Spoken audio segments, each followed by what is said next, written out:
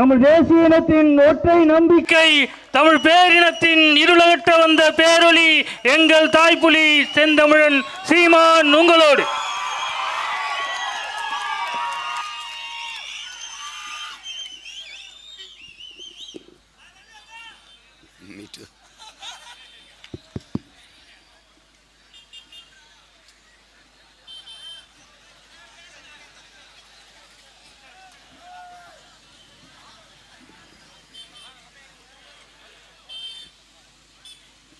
எங்களின்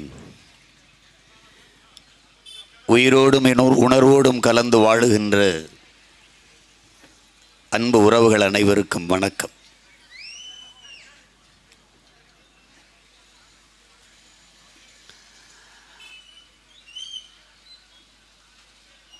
உங்கள் பிள்ளைகள் நாங்கள் முன்வைக்கிற அரசியல் என்பது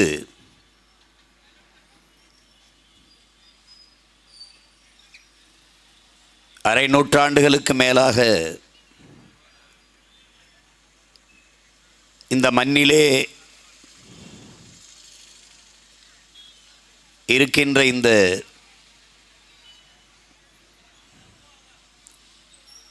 தீய அரசியலை வீழ்த்தி ஒரு தூய அரசியலை மலரச் செய்ய வேண்டும் என்பதற்காகவே இந்த வரலாற்று பெரும்பணியை எளிய மக்கள், உங்களின் பிள்ளைகள், இந்த மாபெரும் அரசியல் புரட்சியை முன்னெடுக்கிறோம்.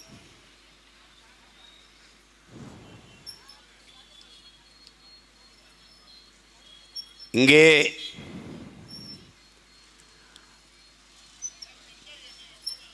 தேர்தலில் எங்களோடு போட்டி போடுகிற கட்சிகள் எல்லாம் தேர்தலில் பலமுறை வென்றவர்கள். ஆனால் தோற்று போனவர்கள் அற்ப தேர்தலில் மட்டும் வெற்றி பெறுகிறார்கள்.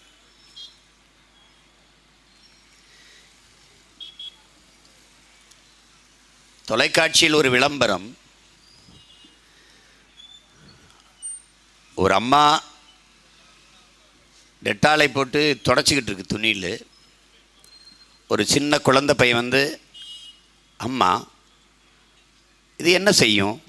அது ஒன்றும் செய்யாது. அப்புறம் அந்த பக்கம் போய் துடைக்கும். அம்மா இது என்ன செய்யும்? ஒன்றும் செய்யாது. அதுதான் இந்த கட்சிகள். தேர்தலில் வெல்லும், என்ன செய்யும்? ஒன்றும் செய்யாது.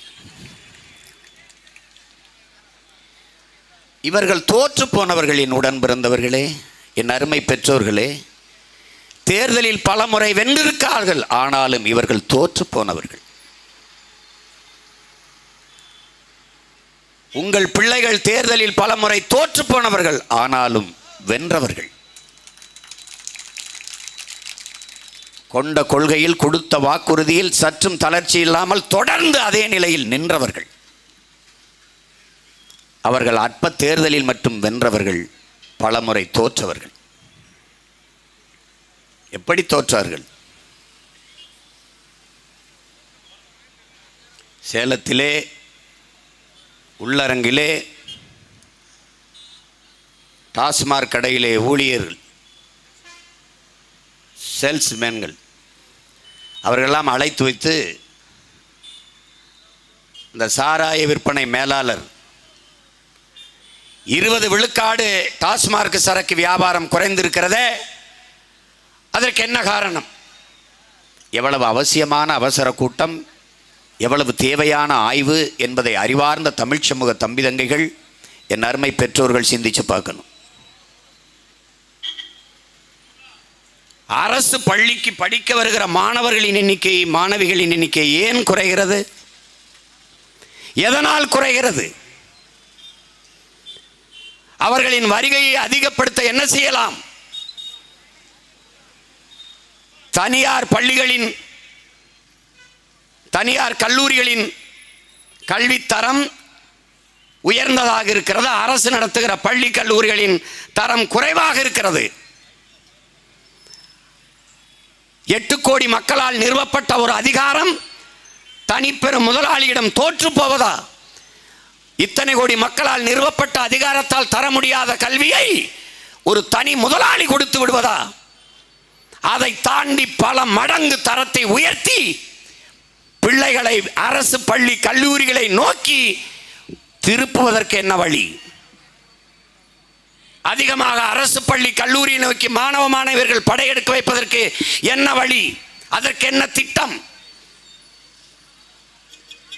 என்று அது குறித்து ஆய்வு செய்து அரசு பள்ளி கல்லூரிகளின் தரத்தை உயர்த்துவதற்கு முயற்சி செய்யாத இந்த அரசு டாஸ்மார்க் வியாபாரம் வீழ்ந்து போனது, அதை உயர்த்துவதற்கு எப்படி என்று சிந்தித்து செயல்படுவதற்கு போராடி கொண்டிருக்கிறதால் இது தோற்று போனது. அறிவை வளர்க்கும் கல்வியை தன் நாட்டு குடிகளுக்கு தரமாக சரியாக சமமாக கொடுக்க முடியாத இடத்தில் இவர்கள் தோற்று போனார்கள். அற்ப தேர்தலில் மட்டும் வென்று விடுகிறார்கள். மனச்சான்றோடு சொல்லுங்கள் என் உடன் பிறந்தவர்களே, அன்பு மக்களே, ஒரு நேர்மையாளன், ஒரு நல்லாட்சி கொடுத்தவன் எதற்கு வாக்குக்கு காசு கொடுக்க வேண்டும் என்பதை நீங்கள் கேட்டு பாருங்கள். எதற்கு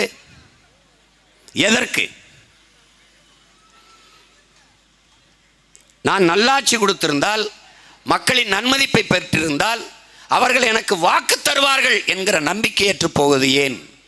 தோற்று போனார்கள். நல்ல ஆட்சி தர முடியவில்லை, தோற்று போனார்கள். ஒரு நாட்டின் குடிகளுக்கு அதிகமாக பணம் எதற்கு தேவைப்படுகிறது? பிள்ளைகளை படிக்க வைக்க.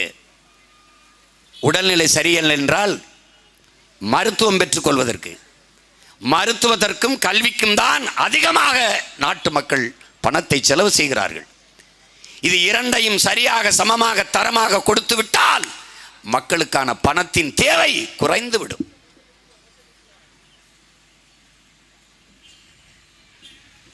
இதை செய்ய தவறிய இந்த அரசுகள் தோற்று போனது. நாட்டின் முதலமைச்சருக்கு முடியவில்லை என்றால் அரசை நடத்துகிற அவர்களுக்கு அரசு மருத்துவமனை மீது நம்பிக்கை இல்லை. அந்த இடத்தில் தோற்று போனார்கள். இவர்கள் தோற்று போனவர்கள். மாண்புமிகு ஐயா எம்ஜிஆர் அவர்களுக்கு உடல்நிலை சரியில்லாத போது அரசு மருத்துவமனையில் போய் மருத்துவம் செய்து கொள்ளவில்லை. காரணம் தரமில்லை, தோற்று போனார்கள். எம்ஜி ராமச்சந்திரா மருத்துவமனையில் போய் படுத்துக் கொண்டார்கள். ஐயா கருணாநிதி அவர்களுக்கு உடல்நிலை சரியில்லை, முதுகிலே அறுவை சிகிச்சை.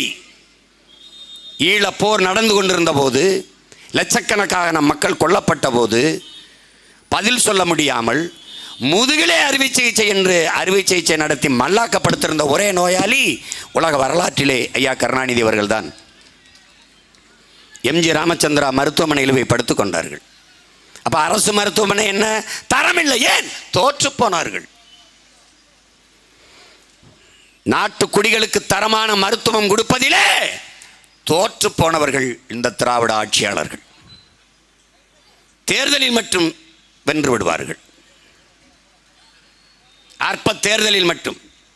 அந்த தாய் விளம்பரம் சொன்னேன்ல, இது என்ன செய்யும்? ஒன்றும் செய்யாது. இப்ப விக்கிரவாண்டியில் மட்டும் என்று என்ன செய்யும்? ஒன்றும் செய்யாது.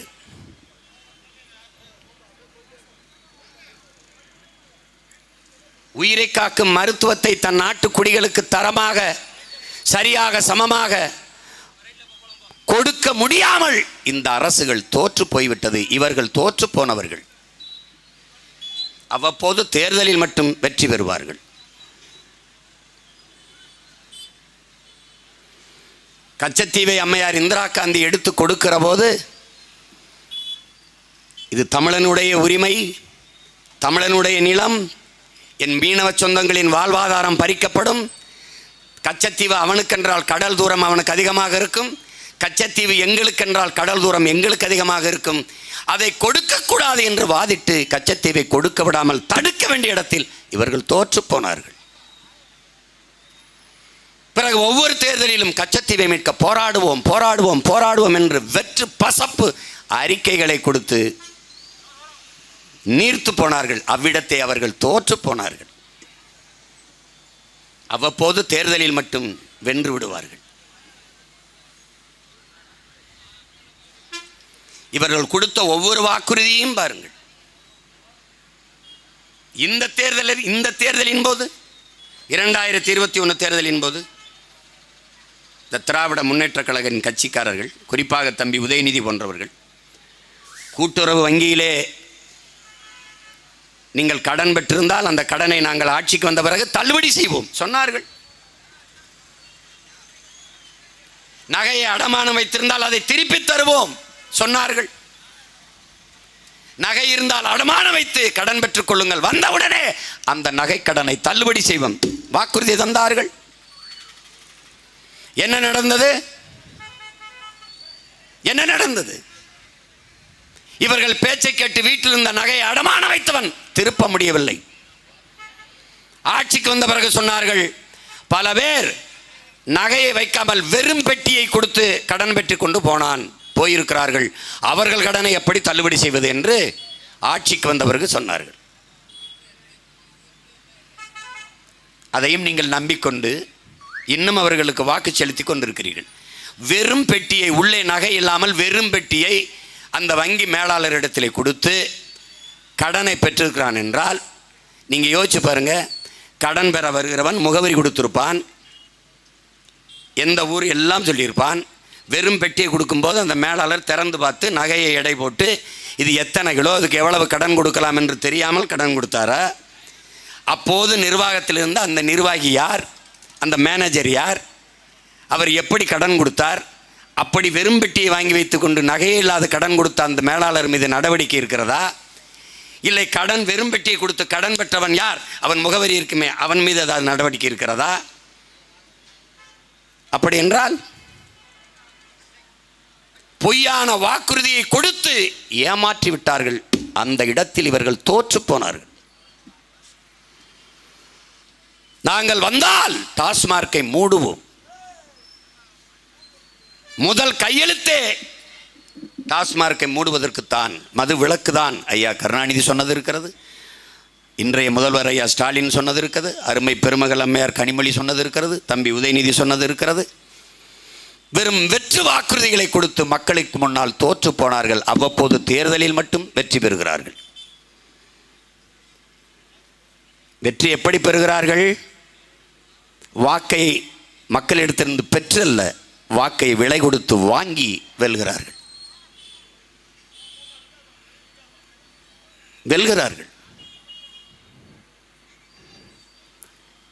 என் அன்பு சொந்தங்களே, எங்கள் தலைவர் எங்களுக்கு கற்பித்தார், நாம் சாகலாம், சாதாரணமானவர்கள், ஆனால் சத்தியம் செத்ததாக சரித்திரத்தில் செய்தி இல்லை. நாம் சத்தியத்தின் மக்கள், ஒரு நாள் வெல்லுவோம். சத்தியம் தோற்று போனதாக சரித்திரத்தில் செய்தி இல்லை. உண்மை உறங்கும், ஆனால் ஒருபோதும் மரணித்து விடாது. நாங்கள் உண்மையின் பிள்ளைகள். இது தற்கால தோல்விதான். தற்கால தோல்விக்காக நிரந்தர வெற்றியை இழக்க உங்கள் பிள்ளைகள் தயாராக இல்லை. அதனால்தான் தொடர்ந்து தோற்றாலும் துணிவோடு களத்திலே நிற்க காரணம் அதுதான். எளிதில் வென்றவனின் இதயம் மலரினும் மெல்லிதாக இருக்கும். தோற்று தோற்று வெற்றி பெறுபவரின் இதயம் இரும்பை விட கடினமாக இருக்குங்கிறான். வெற்றியின் அருமை தொடர்ந்து தோற்று வென்றவனுக்குத்தான் தெரியும். ஆல்வா எடிசன் இடத்திலே கேட்கிறார்கள், நான் 100 முறை வென்று ஒரு முறை தோற்றவன் அல்ல, 1000 முறை தோற்று ஒரு முறை வென்றவன் ஆல்வா எடிசன். எனக்குத்தான் வெற்றியின் அருமை தெரியுங்கிறான். நாங்கள் தோற்று போகவில்லை என் உடன் பிறந்தவர்களே, நாங்கள் வெற்றியை துரத்தி கொண்டிருக்கிறோம். 1 கிலோமீட்டர் தூரம்தான், இவ்வளவு தூரம் விரட்டி வந்து விட்ட நாங்கள் வெற்றியை தொட்டு தூக்குவதற்கு ரொம்ப நாள் ஆகிவிடாது. தோல்வியே சொல்கிறது, என்னை தொட்டுவிட்டு போனவன் வரலாற்றில் தோற்றதாக செய்தி இல்லை என்று. தோல்விதான் வெற்றியை பிரசவிக்கும் தாய். எங்களுக்கு தோல்வி தோல்வி அல்ல, படிப்பினை, பயிற்சி. தோற்ற பிள்ளைகள் போல என் பிள்ளைகள், என் தம்பி தங்கைகள் பேசுகிறார்களா? பார்த்தீர்களா? பல ஆண்டுகள் அதிகாரத்தில் இருந்த திமிரோடு பேசுவார்கள். அதிகாரத்தில் இருக்கிறவர்கள் எங்களை எதிர்கொண்டு பேச துணிவு இருக்கிறதா? பயந்து ஓடுவார்கள். ஏன்? அவர்கள் தோற்று போனவர்கள். எந்த கேள்விக்கு எங்களிடத்தில் பதில் இருக்கிறது? அவர்களிடத்தில் எங்கள் கேள்விக்கு எந்த இடத்தில்? 400 TMC தண்ணீர் பெற்றுக் கொண்டிருந்தோம் காவிரியிலே. அருமை பெருமகன் ஐயா கருணாநிதி அவர்கள் வழக்கு தொடுத்தார்கள். அம்மையார் இந்திரா காந்தி ஆட்சியிலே இருந்தார்கள். அந்த வழக்கை திரும்ப பெறுங்கள் என்று அவர் சொன்னதற்காக எங்கே தன்னுடைய ஆட்சியை அம்மையார் இந்திரா காந்தி கலைத்து விடுவாரோ என்று பயந்து வருவ வழக்கை திரும்ப பெற்றதால் தமிழன் காவிரி நதிநீரின் உரிமையை இழந்தான். அந்த இடத்தில் இவர்கள் தோற்று போனார்கள். அவ்வப்போது தேர்தலில் மட்டும் வெற்றி பெறுகிறார்கள். எல்லா இடத்திலும் தோற்றவர்கள் இவர்கள்.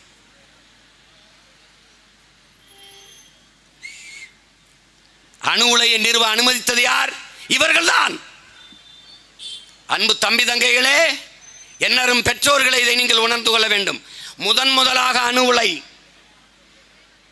ரஷ்யாவிலே 1986 வெடிக்கிறது. செர்னோபிலில் ரஷ்யாவிலே அணு உலை ஒரு பேரழிவை ஏற்படுத்துகிறது. கோப்பர்ச்சேவ் என்ற ரஷ்ய அதிபர் பேசுகிறார். என் அன்பு தம்பி தங்கைகளே, இந்த இழப்பை, இந்த அழிவை ரஷ்ய தேசத்திற்கு மட்டுமானதாக நான் கருதவில்லை, ஒட்டுமொத்த உலகத்திற்குமான பேரழிவாக பார்க்கிறேன், பெரும் எச்சரிக்கையாக பார்க்கிறேன். நாம் நம்பினோம் இந்த விஞ்ஞானிகளை, இந்த அறிவியல் அறிஞர்களை. ஆபத்து பார்ந்தவர்கள், இவர்கள் காப்பார்கள் என்று ஏமாற்றப்பட்டோம்.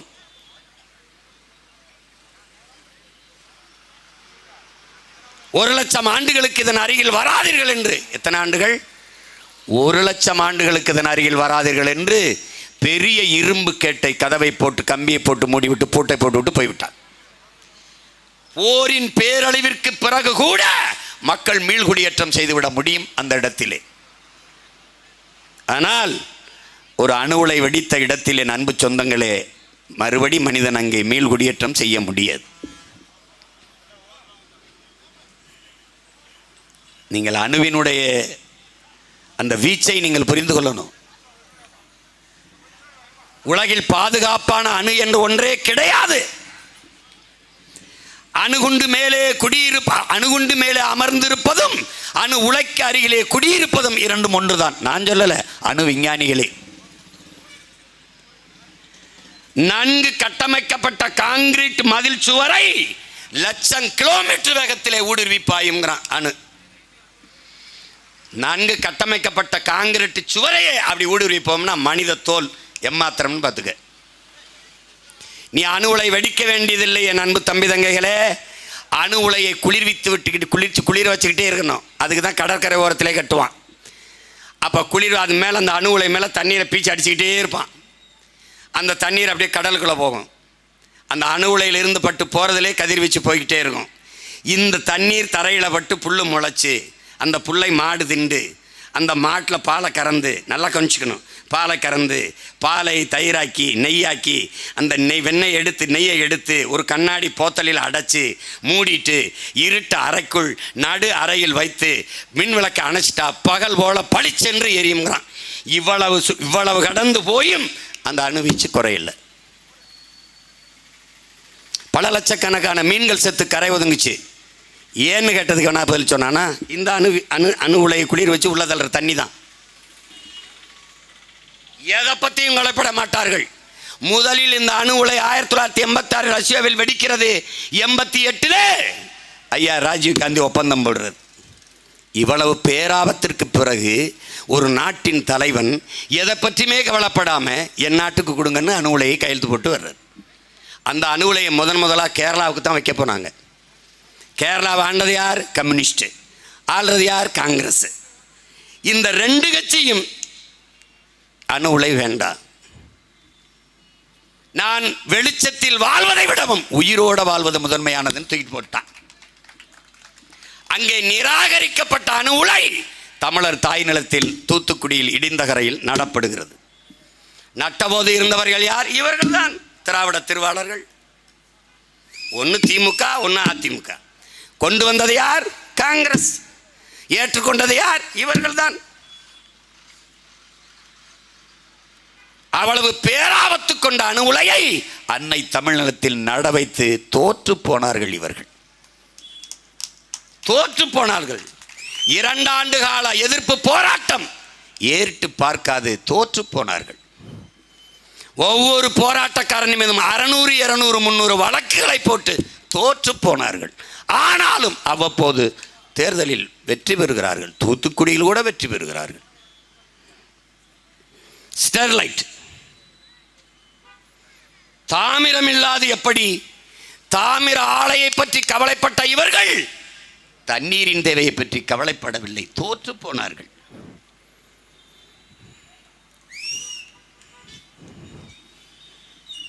அனில் அகர்வால் இவன் எங்கே இருக்கான்? லண்டனில் இருக்கான்.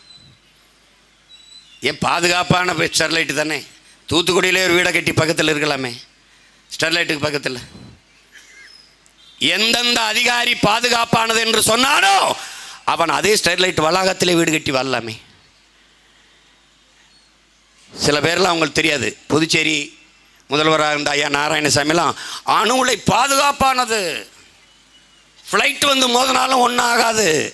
அப்போ என்ன சொல்ல தோணும்? ஒரு ஃப்ளைட்டில் ஐயாவை ஏற்றி மோதி காட்டுங்க, நாங்கள் அப்படியே பார்க்குறோம், ஒன்றும் ஆகலைன்னா நாங்கள் போராட்டத்தை கைவிடுறோம், அப்படி தானே சொல்ல தோணும். என்கிட்ட கேட்டானே ஒரு பத்திரிக்கையாளர் கேட்டார், ஏங்க இவ்வளோ நாள் இருந்துட்டு என்னங்க திடீர்னு அணுவிலாம் வந்து ஏங்கின பிறகு சீமான் நீங்கள் வந்து அணுவில் வேணாம்னு போராடுறீங்க, இப்போ வந்து போராடுறீங்க அப்படின்னு. தம்பி, உங்கள் தங்கச்சிக்கு மாப்பிள்ளை பாட்டிய பத்திரிக்கை அடிச்சிட்டியே, ஊரையெல்லாம் கூட்டிகிட்டு வந்துட்டியே, கல்யாண மண்டபத்தில் எல்லாரும் இருக்கிறாங்க. இப்போ தான் தெரியுது தாலி கட்ட போகிறதுக்கு சத்த நேரத்துக்கு முன்னாடி மாப்பிள்ளைக்கு எயிட்ஸ்ன்ட்டு. இப்போ கல்யாணத்தை நடத்துவிலா நிறுத்துவிலா தம்பி? எனக்கு இப்போ தான் தெரியுது அணுவில் இவ்வளவு ஆபத்துன்னு, நிறுத்துறேன். நீ எப்படி உன் தங்கச்சி கல்யாணத்துக்கு உன் மாப்பிள்ளை பார்த்த மாப்பிள்ளைக்கு எயிட்ஸ்னா கல்யாணத்தை தடுப்பியோ, அப்படி தாண்டா நான் அணுவில் வேணாம்னு இப்போ தடுக்கிறேன். தோற்று போனவர்கள் இவர்கள். திராவிட மாடல் என்பது தீந்து போன மாடல், பழைய ஓல்டு அம்பாசிடர். அதை ஈம்பித்தாலை பேர்ச்சம்பளத்துக்கு கூட இவன் வாங்க மாட்டான். இன்னைக்கு அவவே ரேஞ்ச் ரோவர் அதுன்னு 1.5 கோடி 2 கோடி பேருக்கு மாடல். திராவிடம்ங்கிறது சமஸ்கிருதம், மாடல்ங்கிறது இங்கிலீஷ், தமிழ் வாழ்க. திராவிடம்ங்கிறது என்ன சொல்லு? தமிழா? தமிழா? சமஸ்கிருதம். மாடல் என்பது என்ன? தமிழா? ஆங்கிலம். இவங்க தான் தமிழை வாழ வைக்க வந்தவங்க. தோற்று போனவர்கள் இவர்கள். ஃப்ளாப் கிடையாது, அட்டர் ஃப்ளாப்பும்ல, அட்டர் ஃப்ளாப்பான திராவிட மாடல். எங்கும் தமிழ், எதிலும் தமிழ். தமிழகத்தின் தமிழ் தெருவில் தமிழ் எங்கடா இருக்கு? இந்த விக்கிரவாண்டி தமிழகத்தினுடைய ஒரு ஒரு ஒரு முதன்மையான ஒரு ஊர். என் கடத்தருவில் வர்ற எங்கேயாவது என் விளம்பர பலகையில் பாடுறாங்க வர வாக்கரோ, சிரிக்காத ஒரு தடவை சீரியஸாக பாரு, அண்ணன் சொல்கிறது இத்தனை நாள் ஆழமாக பாரு. வாக்கரோ, அந்த பக்கத்தில் ஒரு தமிழ் எழுதியிருக்கலாம், அது படி படி. வாக்கரோ எழுத்து தமிழ், உச்சரிப்பு என்ன? தமிங்கிலம், தட்ஸ் ஆல். தங்கிலீஷ். உலகத்தின் மூத்த மொழியை, ஆதி மனிதன் பேசிய மொழியை, எல்லா மொழிகளின் தாய்மொழியை, உன்னரும் தமிழ் மொழியை உன் கண் முன்னே சிதைத்த அழித்த இடத்திலே திராவிடர்கள் தோற்று போனார்கள். அவ்வப்போது தேர்தலில் மட்டும் வெல்வார்கள்.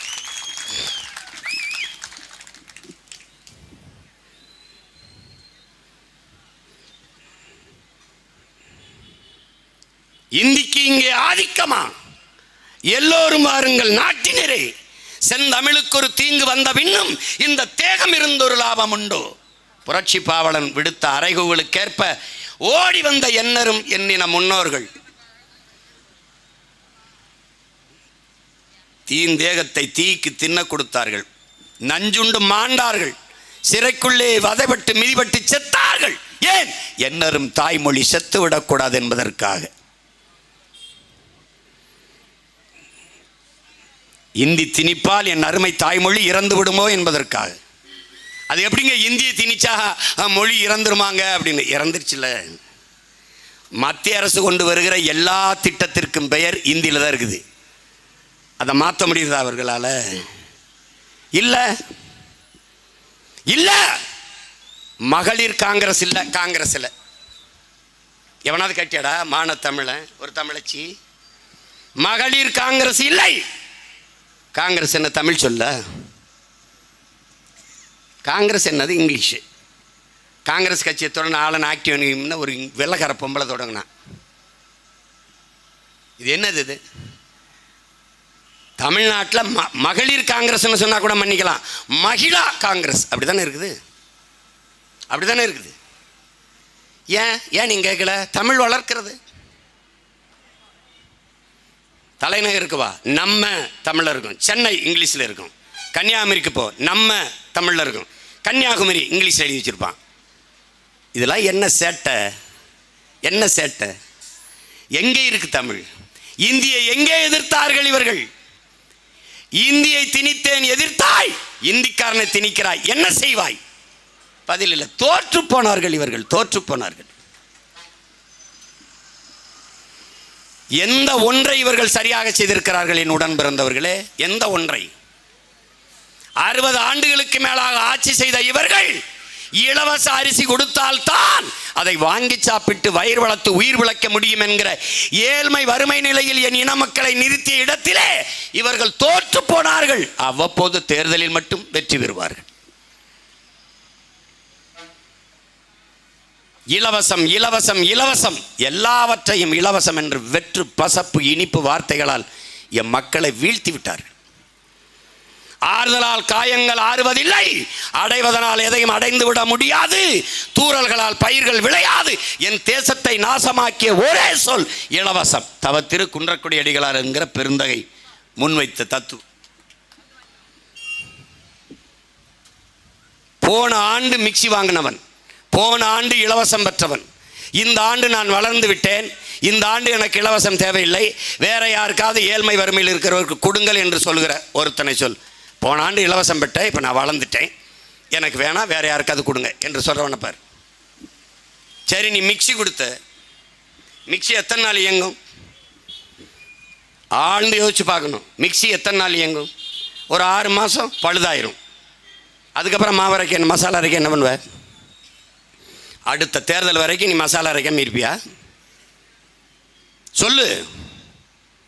மிக்சி கொடுத்த, அதை அரைக்கிறது கரண்ட் கொடுத்தியா? மிக்சியை கொடுத்த, அதில் எதை போட்டு அரைப்ப? மல்லி, மஞ்சள், மிளக, அதில் எந்த கொப்பை விளைய வச்சு கொடுப்பேன்? அது ஒரு விவசாயி தானே விளைய வச்சு கொடுக்கணும். மிக்சி கிரைண்டர் எதை போட்டு ஆட்டுவாய்? அரிசி பருப்பு உளுந்து எங்கிருந்து வரும்? எங்கிருந்து வரும்? என் ஆத்தால் அப்போ வெம்பாடு விட்டு விளைய வச்சு தரணும். அந்த விவசாயியின் வாழ்க்கை பற்றி நீ என்னைக்காவது சிந்திச்சிருக்கியா? தோற்று போனீர்கள் நீங்கள். 5000 ஏக்கரில் ஏர்போர்ட் கட்ட துடிக்கிற பெருமக்களே, விண்ணூர்தியில் நீ பறக்கலாம். விண்ணூர்தியில் இருப்பவனுக்கும் தவிக்கும் பசிக்கும் சோர் நீர் பூமியில் இருந்தான் போடா முட்டா பயல்களா. விண்ணூர்தியில் பறப்பது வளர்ச்சிதான். அங்கே வானூர்திக்குள் இருப்பவனுக்கும் வயிறு பசிக்கும், அவனுக்கு சோர் நிலத்தில் இருந்தான் போகணும். இது ஏன் உங்களுக்கு தெரியல? தோற்று போனீர்கள், தோற்று போனீர்கள்.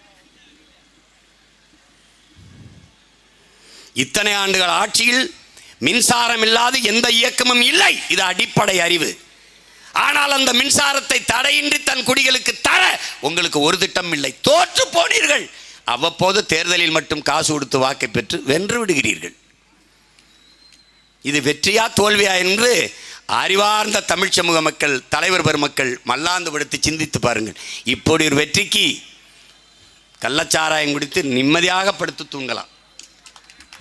நீங்கள் 10 லட்சம் கொடுக்கிறீர்கள், நான் ஒவ்வொரு சாவுக்கும் ஒவ்வொரு கோடி கொடுக்க தயாராக இருக்கிறேன். தயவு செய்து குடியுங்கள்.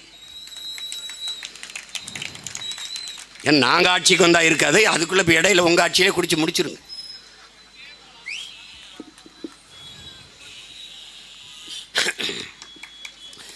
ஏன்டா குடிச்சாயின்னு கேட்டால் கள்ளச்சாரத்தை ஒழிக்கணும். நாங்கள் அதான் குடிச்சே ஒழிச்சிடலான்னு முடிவு பண்ணி தானே குடித்தோம்ன்றேன். என்ன பண்ண சொல்கிற? தோற்று போனவர்கள் இவர்கள் எதில் ஒன்றில் வென்றிருக்கிறார்கள்? எதில் ஒன்றில் வென்றிருக்கிறார்கள் சொல். எதில்? இப்ப இருக்கிற பிரச்சனை நீட்டு. நீட்டை கொண்டு வந்தது யார்? நீட்டியது யார்? காங்கிரஸ். அந்த இடத்தில் எதிர்த்து தர்க்கம் செய்து அந்த திட்டத்தை, அந்த நீட்டு தேர்வை அங்கேயே மடக்கி முடக்கி போடாத இடத்தில் தோற்று போனார்கள் இந்த ஆட்சியாளர்கள்.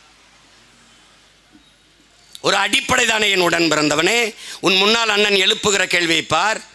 பேரன்புமிக்க பெற்றோர்கள், உங்கள் பிள்ளையின் கேள்வியை பாருங்கள். நீட்டிலே தேர்ச்சி பெற்று வருகிற மாணவன் நான். எனக்கு பாடம் நடத்துகிற போகிற மருத்துவ கல்லூரி பேராசிரியர்கள் யார்? பழைய பேராசிரியர்கள் தான். அவர்கள் நீட் எழுதி வந்தவர்கள் அல்ல.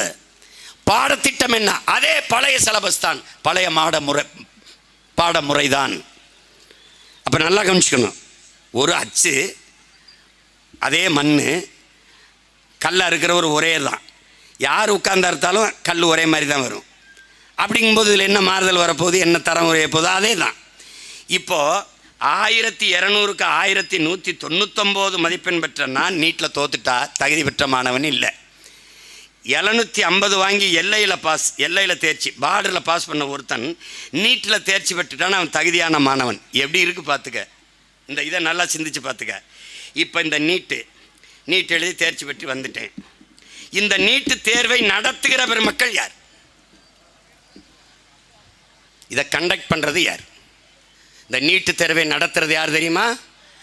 இந்திய நாட்டின் மருத்துவத்துறையில் சிறந்த மருத்துவ மாணவர்களை உருவாக்கி கொடுப்பதற்கு அமெரிக்காவில் இருக்கிற புரோமெட்ரிக் என்கிற நிறுவனத்திற்கு அவசியம் என்ன? உன் நாட்டு மாணவனுக்கு ஒரு தேர்வை கூட நடத்த வக்கு துப்பு தகுதி இல்லாத நீ தேர்தலை எப்படி நேர்மையாக நடத்துவாய்? இப்ப அந்த பறக்கும் படை, நடக்கும் படை, குதிக்கும் படை, ஓடும் படையெல்லாம் எங்க இருக்கு? ஓட்டுக்கு 15,000 கொடுத்துருக்கானே, இந்த லட்டில் மூக்கத்தீச்சு கொடுத்துருக்கானே, எங்க இருக்கான்? எங்க இருக்கான்? எங்க இருக்காங்க சொல்லு. எங்க இருக்காங்க சொல்லு. லட்டு பிடிச்சிக்கிட்டு இருக்கான், அவன் தான் பிடிக்கிறானா? இந்த நீட்டு தேர்வினால தரமான மருத்துவர்களை உருவாக்க முடியாது, போலி மருத்துவர்களைத்தான் உருவாக்க முடியும். அவன் காதில் மைக்கு போடி அதை போட்டுக்கிட்டு, ஹெட்ஃபோனை போட்டுக்கிட்டு வெளியிலிருந்து சொல்ல எழுதிக்கிட்டு இருக்கான். தமிழ்நாட்டிலே பல பேரை கைது பண்ணாங்க. வட இந்தியாவில் உங்களுக்கு தெரியும், இப்போ பெரிய பிரச்சனையாக இருக்குது ஒவ்வொரு மாநிலத்திலையும். ஆனாலும் அவன் நிறுத்த மாட்டேங்கிறான். இந்த ஓட்டு பெட்டியில் நீ வாக்கெந்திரத்தை ஹேக் செய்ய முடியும்னு நான் சொன்னேன். என்னை யாவனும் மதிக்கலை. அந்த முகநூல், அந்த ஃபேஸ்புக்கோட இது எலான் மாஸ்க்கு சொன்ன பிறகு இதெல்லாம் அப்படின்னு. அதை தமிழன் சொன்னால் கேட்க மாட்டான். எவனாவது வெள்ளைக்காரன் சொல்லணும், இங்கிலீஷ்காரன் சொன்னால் வெள்ளையா இருக்கிறேன் போய் சொல்ல மாட்டான். அப்படின்னு நம்புறான். அந்த இடத்தில் அந்த தேர்வை நடத்த விடாமல் அடித்தட்டு ஒடுக்கப்பட்ட சிற்றூர்களில் வாழ்கிற மக்கள் மருத்துவம் படிக்கிற கனவை பொசுக்கி அந்த இடத்தில் போராடி தடுக்காமல் விட்ட இடத்தில் தோற்று போனார்கள் இவர்கள். இப்போது நீட்டை ஒழிப்போம், தடுப்போம் என்று நாடகம் போட்டுக் கொண்டிருக்கிறார்கள்.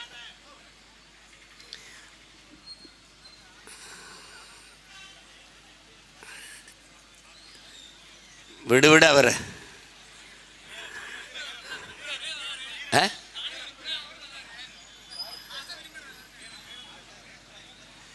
அவ்வப்போது தேர்தலில் மட்டும்தான் இவர்கள் வெற்றி பெறுகிறார்கள். எல்லா இடத்திலும் தோற்று போனார்கள். எல்லா இடத்திலும் 4500 TMC நமக்கு ஆண்டொன்றுக்கு மழை பெய்கிறது. அந்த நீரை தேக்கி வைத்து வேளாண்மைக்கு பயன்படுத்துவது, நாட்டு குடிகளுக்கு தூய குடிநீரை விநியோகம் செய்வதில் தோற்று போனார்கள். தனியார் முதலாளிகள், அப்போலோ, கின்லே, அக்கோஃபெனா என்று தனியார் முதலாளிகள் தான் தண்ணீரை தரமாக நாட்டின் குடிகளுக்கு கொடுக்க முடியும் என்கிற நிலையில் இந்த ஆட்சியாளர்கள் தோற்று போனார்கள். அவ்வப்போது தேர்தலில் மட்டும் வெற்றி பெறுகிறார்கள். இது வெற்றியா தோல்வியா என்பதை அறிவார்ந்த தமிழ் சமூக மக்கள், என்னிலும் இளைய என் தம்பி தங்கைகள் சிந்தித்து பார்க்கணும். அப்ப எது மாறுதல், எது வெற்றி? தனிப்பெரும் ஒரு முதலாளி தரக்கூடிய கல்வியை ஒரு அரசு தர முடியாதா என்று அரசின் பள்ளி கல்லூரியின் கல்வியின் தரத்தை உயர்த்தி தனியார் முதலாளிகளிடத்திலே மக்கள் சென்று கல்வி பெறுகிற நிலையை வீழ்த்தி அரசு பள்ளி கல்லூரிகளுக்கு மக்கள் விரைவதை அதிகப்படுத்தும் போது அது வெற்றிகரமாக அரசு அமையும். அப்படி அமைந்திருக்கா? டெல்லியிலே அரவிந்த் கெஜ்ரிவால் வந்து அரசு பள்ளிக்கு வருகிற மாணவர்களின் எண்ணிக்கையை கூட்டியது. அதனால்தான் அவரை தொடர்ந்து அந்த மக்கள் தேர்வு செய்கிறார்கள். அவன் வென்றான், இவர்கள் தோற்றார்கள். கேரளாவிலே 30 விழுக்காடு மாணவ மாணவிகள் அரசு பள்ளிக்கு திரும்புவதை அதிகரித்திருக்கார் பினராயி விஜயன். அவர் வென்றார், இவர்கள் தோற்றார்கள். தேர்தலில் வெற்றி பெற்று என்ன ஆக போகிறது? இப்போது 40 இடங்களை வென்று சென்றிருக்கிறார்கள். என்ன செய்ய போகிறார்கள்? 2019 39 இடம் வென்று போய் என்ன சாதித்தார்கள்? இப்போது என்ன சாதிக்க போகிறார்கள்? ஒன்றுமில்லை. மொழிவழி மாநிலங்கள் பிரிக்கப்பட்ட போது சமஸ்கிருதத்திற்கென்று மொழிவழி மாநிலம் பிரிக்கப்பட்டது ஏது? எங்கே? எந்த மாநிலம் சமஸ்கிருதத்துக்கென்று இல்லை? 24,500 பேர் தான் நாங்கள் சமஸ்கிருதத்தை பேசுகிற மக்கள் என்று அவர்களே சொல்கிறார்கள். அந்த கொடுத்த அறிக்கை. அந்த மொழியிலே இந்திய நாடாளுமன்ற கட்டடத்தின் வாசலிலே கல்வெட்டதற்கு இந்த 39 பேர் கேட்கல. இந்த 40 பேரில் யாராவது ஒருத்தர் கேட்பாரா? உலகத்தின் முதல் மொழி தமிழ்.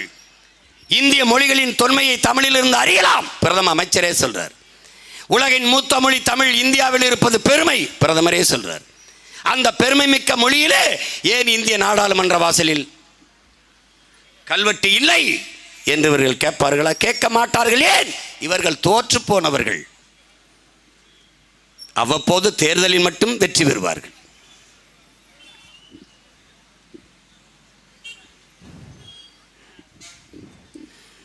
லட்சக்கணக்காக நம் இன மக்கள் செத்துக் கொண்டிருந்த போது பிறந்த நாள் கொண்டாடியவர்கள், பெற்ற பிள்ளைகளெல்லாம் இனத்தின் விடுதலைக்கு பலியிட்ட தலைவன் அங்கே, பெற்ற பிள்ளைகளுக்கெல்லாம் பதவி கேட்டு கையேந்தி நின்ற தலைவன் இங்கே. ஏன்? தோற்று போனவர்கள். இந்த ரத்தமும் அந்த ரத்தமும் ஒன்றல்ல.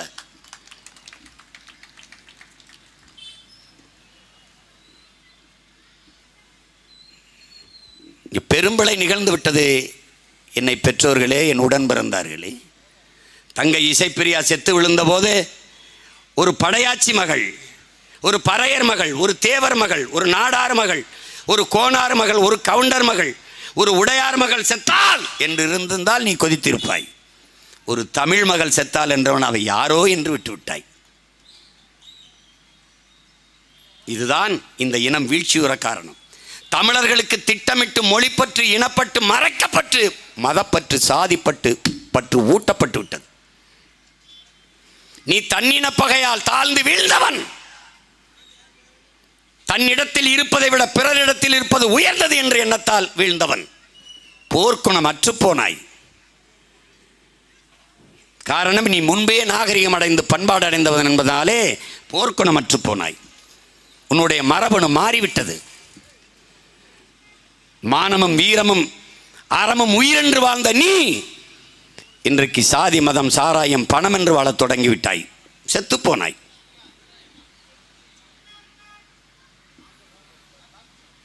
அதை நன்கு பயன்படுத்திக் கொண்டார்கள் திராவிடர்கள்.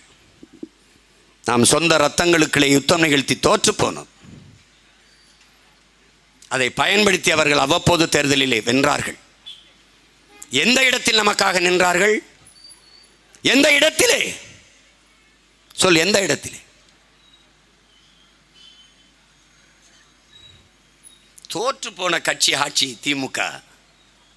ஒரு இடத்தில் தர்க்கம் பண்ணி இந்த இடத்துல நாங்கள் வென்றிருக்கிறோம்.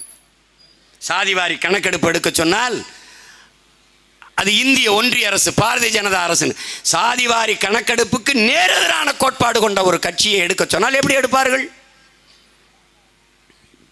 எப்படி எடுப்பார்கள்? நிதிஷ்குமார் எடுத்ததற்கு உச்ச நீதிமன்றம் தடை போட்டது அதற்கல்ல. அந்த 50 விழுக்காட்டுக்குள், அந்த வரைவுக்குள் எடுக்காமல் மீறி 65 விழுக்காட்டுக்கு போனதால் அது தடை போடுது. எடுத்தது தவறு என்று அவர்கள் சொல்லவில்லை. இங்கேதான் மண்டல் கமிஷன் எங்கள் தாத்தா ஆணைமுத்தவர்கள் போராடி பெற்று தந்தார். விபி சிங்கு காலத்தில் அந்த ஒற்றை மகன் பெற்று தந்ததான் இடஒதுக்கீடு. அவரை யாராவது நினைவு வச்சு பேசுகிறானா? சொல்லு. அந்த பெருமகனை மரியாதை செஞ்ச ஒரே தலைவன் எங்கள் ஐயா மருத்துவர் ராமதாஸ் அவர்கள் மட்டும்தான். அதற்கு பிறகு அவரை பற்றி பேசுவது அவர்கள் பிள்ளைகள் நாங்கள் தான். இடஒதுக்கீட்டு கொள்கையில் இறுதி வரை உரியாக நிற்பது எங்கள் ஐயா மருத்துவர், அதற்கு அவர்கள் பிள்ளைகள் நாங்கள் தான். இவர்கள் ஏமாற்றுவார்கள். திராவிடர்கள் எடுக்க மாட்டார்கள். என் தமிழ் மீது, என் தாயின் மீது, என் தலைவன் மீது சத்தியம் என்று சொல்கிறேன், எடுக்க மாட்டார்கள். ஏன்? எடுத்தால் தெரிந்துவிடும். எவ்வளவு நாள் தமிழர்களின் உரிமையை நாம் பறித்து தின்றிருக்கிறோம் என்று தெரிந்துவிடும். ஒரு ஓட்டத்துக்கு அப்புறம் வாங்க முடியாது. யார் எடுப்பா? பெரியாரின் வாரிசுகள் அல்ல, பிரபாகரனின் பிள்ளைகள் தான் எடுப்போம். எங்களுக்கு ஒரே ஒரு தன்னலம்தான், அது என் இனத்தின் நலன்தான் எங்களின் நலன். வேற ஒரு சுயநலம் தன்னலமும் எங்களுக்கு கிடையாது. இவர்கள் தோற்று போனவர்கள் என்று எப்படி சொல்கிறாய் சீமான்? ஆட்சி நடந்து கொண்டிருக்கிறது. 3 ஆண்டுகளுக்கு மேலாக நல்ல ஆட்சி கொடுத்திருந்தால் ஒரு அற்ப தொகுதி, ஒரே தொகுதி, அதுவும் நீங்களே எம்எல்ஏவாக இருந்த தொகுதி, இந்த விக்கிரவாண்டி தொகுதி. இன்னும் 2 ஆண்டுகள் தான் மிச்சம் இருக்கிற பதவி. இதற்கு எதற்கு எல்லா அமைச்சர், எல்லா சட்டமன்ற உறுப்பினர், எல்லா பாராளுமன்ற உறுப்பினர், மொத்த மாவட்ட செயலாளர் எல்லாரும் எதற்கு கூடி இங்கே கும்மி அடிக்கிறீர்கள்? நல்லாட்சி கொடுத்திருந்தால் தோற்று போனீர்கள், தோற்று போனீர்கள். என் தம்பி வெங்கட்புர ஒரு படம் எடுத்தான், சென்னை 28 இந்த கிரிக்கெட்டை வச்சு. பெரிய பெரிய விளையாட்டு வீரர்கள், பெரிய பெரிய ஆளுகளாக இருப்பாங்க, சின்ன பசங்க அதை விளையாடிட்டு இருப்பாங்க. திடலில் வாங்கடா 2 பேர் விளையாடும்போது பந்தயம் கட்டி விளையாடுவாங்க, சின்ன பசங்க அடித்து தோக்கடிச்சு போடுவாங்க. அது மாதிரி நாங்கள் திடலில் சின்ன பையில விளையாடிக்கிட்டு இருக்கோம், நீங்கள் பெரிய அளவு கூட்டத்தை வச்சு விளையாடிட்டு இருக்கீங்க. ஒரு நாள் ஒரு ரன் உலக டக் அவுட்டில் எல்லா பையிலையும் வெளியேற்றல, நீ பார்த்துக்கிட்டே இருங்க. நீ சும்மா ஒரு சின்ன பிள்ளை ஒரு மகளை நிறுத்தியிருக்கேன், மொத்த படையும் திரட்டிட்டு வேற. உலகத்தில் 20 நாடுகளின் துணை கொண்டுதான் என் தலைவனை வீழ்த்த முடியுங்கிற நிலையில் இருந்தது. மொத்தமாகவே என் தலைவன்கிட்ட இருந்தது வெறும் 20,000 பேர் தான். இது நான் சொல்லலை, கோத்தபாயம் ராஜபக்சேன்னு சொல்கிறாங்க. 20 நாடுகளின் துணை கொண்டுதான் இறுதி போரில் விடுதலை புலிகளை நாங்கள் வீழ்த்தினோம்னு. 25,000 பேர். நீ ஏற்கனவே 2,50,000 பேர் ஓம்படையில் சீன படை, இந்திய படை, அமெரிக்க உளப்படை எல்லாத்தையும் வாங்கி என் தலைவனை வீழ்த்த வேண்டிய நிலைமை. நீ எல்லா கட்சிகளையும் சேர்த்துக்கிட்டு சின்ன பசங்க பிரபாகரன் பிள்ளைகளை வீழ்த்துறதுக்கு நீ எல்லா பேரையும் கூட்டிகிட்டு வர. எங்கள் ஊரில் சொல்லுவான், புலி வருது புலி வருது ஓடியாங்க, நான் கீழே படுத்துக்கிறேன், எல்லாரும் என் மேலே ஏறி படுத்துக்கிறேங்க. யாரு? நான் கீழே படுத்துக்கிறேன், நீங்கள் எல்லாரும் என் மேலே ஏறி படுத்துக்கிறேங்க. ஏன்? நான் புலி வருது. இப்போ எல்லா கட்சிகளையும் சேர்த்துக்கிட்டு அவர் கீழே படுத்துக்கிட்டு மேலே ஏறி எல்லாரையும் படுக்க வச்சிருக்காரு. எந்த புலி வருது? இந்த புலிகள் வருதுன்னு தான்.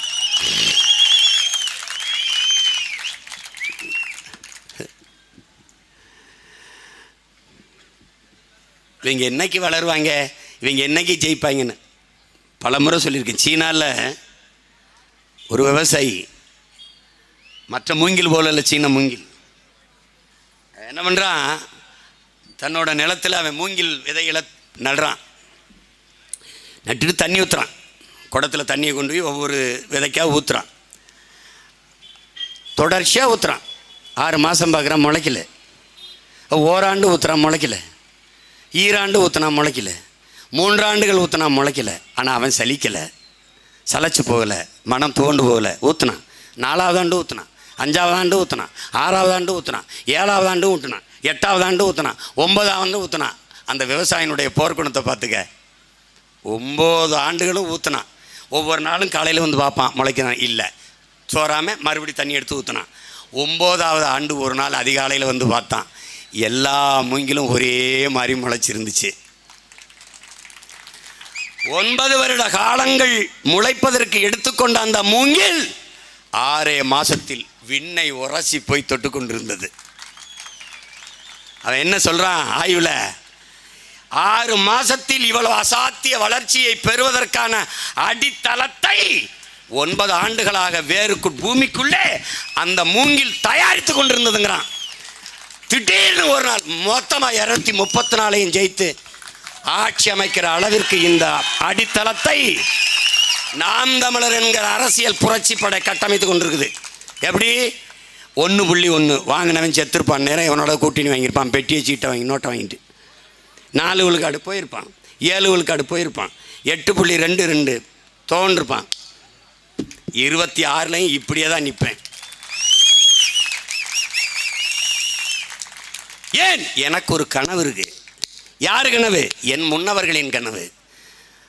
பல ஆயிரம் ஆண்டுகளாக என் இன முன்னவர்கள் தூக்கி சுமந்த கனவு, அவர்கள் பகுத்து வகுத்து தந்த கோட்பாட்டு கனவு. கோட்பாட்டு கனவு. அதை எங்கள் உயிர் தலைவன் தூக்கி சுமந்தான். அவன் எங்களுக்கு காசு தரவில்லை, கனவு தந்தார். அவன் லட்சங்களை கொட்டி தரவில்லை, உயர்ந்த லட்சியத்தை கையளித்தான். என்ன கனவு? வலியோர் சிலர் எளியோதமை வதையே புரிகுவதா, மகராசர்கள் உலகாளுதல் நிலையாமெனும் நினைவா.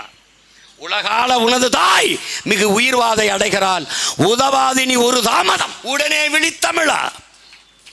பண்டை பெரும்புகள் உடையோமா இல்லையா, பாருக்கு வீரத்தை சொன்னோமா இல்லையா, எண்ணிசை வாய்மையால் ஆண்டோமா இல்லையா, எங்களுக்கு இங்குற்ற நரிகளால் தொல்லையா. அலை மாகடல் நிலம் வானில் உன் அணி மாளிகை ரதமே, அவை ஏறிடும் விதமே உனது அதிகாரம் நிறுவுவாய். கொலை வாளினை எடடா மிக கொடியோர் செயல் அறவே, குகைவால் ஒரு புலியே உயர் குணமேவிய தமிழா. எங்கள் திருநாட்டில் எங்கள் நல்ல ஆட்சியே, என் நாட்டில் என் ஆட்சி அப்படி பாடல, எங்கள் திருநாட்டில் எங்கள் நல்லாட்சியே, பொங்கிடுக வாய்மை பொழிந்திடுக என்றே நீ, செங்கதிர் சீர்க்கையால் பொன்னல்லி பூசிய கங்குல் நிகர்த்த கருங்குயிலே கூவாயோ என்று குவினான் எங்கள் புரட்சி பாவலர். அந்த கனவு, அந்த கனவு. அலைமாகடல் கடல் ஆட்சி, நிலம் அதிகாரம், வானில் உன் அதிகாரம், கடலிலும் நிலத்திலும் அதிகாரத்தை நிறுவிய அருண்மொழி சோழனும் அரசேந்திரனும் சேர சோழ பாண்டிய மூவேந்தர்கள். ஆனால் விண்ணிலே அதிகாரத்தை நிறுவவில்லை, விண்ணிலும் அதிகாரத்தை நிறுவிவன் எங்கள் உயிர் தலைவன் மேதகவி பிரபாகரன். தமிழர் என வரலாற்றில் வான்மடை கண்டவன். அவன் பிள்ளைகள் என் முன்னவர்களின் கனவை நிறைவேற்ற துடிக்கிறோம். புதிதாக ஒரு கோட்பாட்டும் கொள்கையும் நாங்கள் வகுக்கல, அவர்கள் கையளித்த கடமை. எங்களுக்கு ஒரு கனவு, ஒரு தொலைநோக்கு, ஒரு கனவு, ஒரு விஷன், ஒரு ட்ரீம். என்னது? என் நிலத்தில் என் பிள்ளைகளுக்கு கல்வியை எப்படி தரமாக கொடுக்கிறது திட்டம். மருத்துவத்தை என் தாய் தந்தையருக்கு ₹1 1 கோடி மருத்துவம்னாலும் இலவசம். கல்வி எப்படி கொடுப்பாய்? பெற்றுக் கொடுங்கள் பிள்ளைகளை. கற்றுக் கொடுக்கிறோம் நாங்கள். பிள்ளைகள் உங்கள் வீட்டின் செல்வங்கள் அல்ல, தமிழ் தேசிய நாட்டின் செல்வங்கள். கற்றுக் கொடுக்கிறோம். நீ போய பசிங்கிற சொல்ல இல்லாமல் உங்கள் மகன் இந்த நாட்டில் ஒழிக்கல. நான் உண்மையிலேயே பிரபாகரன் மகன் இல்லை. பாலும் முட்டையும் இருந்தா ஏதுடா பசி? பால் முழுமையான உணவு.